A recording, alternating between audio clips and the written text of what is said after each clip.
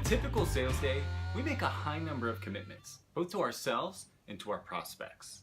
And what we end up doing is putting most of these on a to-do list or scheduling them as tasks in our CRM. And this can really add up over the course of a day or a week.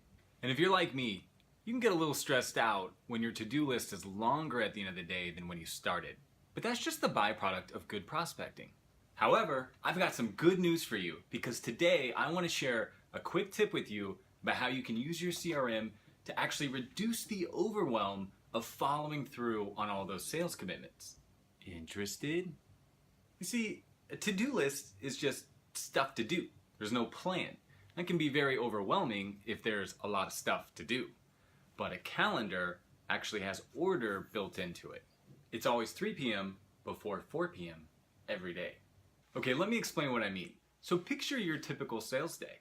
You're probably running from one meeting to the next without having any time to follow up in between. You might receive a text message while you're talking to a different prospect, and who knows how many requests are waiting for you from prospects in your inbox when you get back from that meeting. For most of us, closing a sale involves responding to objections, gathering information, setting up meetings upon meetings, and working on proposals and agreements before we can actually close the sale. When are you going to do all that stuff?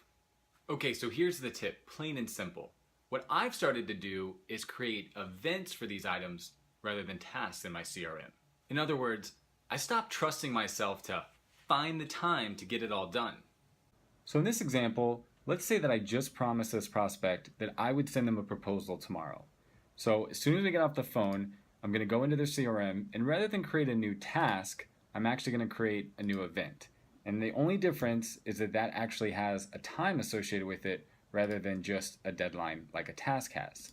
So I'm going to commit tomorrow morning to come in and make sure that this proposal is done at 11 a.m.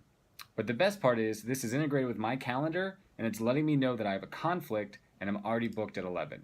So I can push that back and I can free up a half an hour, 40 minutes, whatever it is, where no one else can book me, and I can be sure that I will get to that proposal. So rather than having a to-do with no plan on getting it done, now it's on my calendar, and now I know when I can actually work on it. Did you just promise that customer that you'd send them a custom price quote? Good. Put it on your calendar. Did you just come up with a great idea for your best customer while sitting in the lobby waiting for your next appointment? Great. Now put a time on your calendar to actually follow up with them. And so now the prospect tells you that they're presenting to their management team next Friday. You know what to do. I understand that it can seem like overkill at first, but as you start to take back control of your day and get visibility into your real capacity and not just what you tell yourself that you can do, you're going to find it really empowering.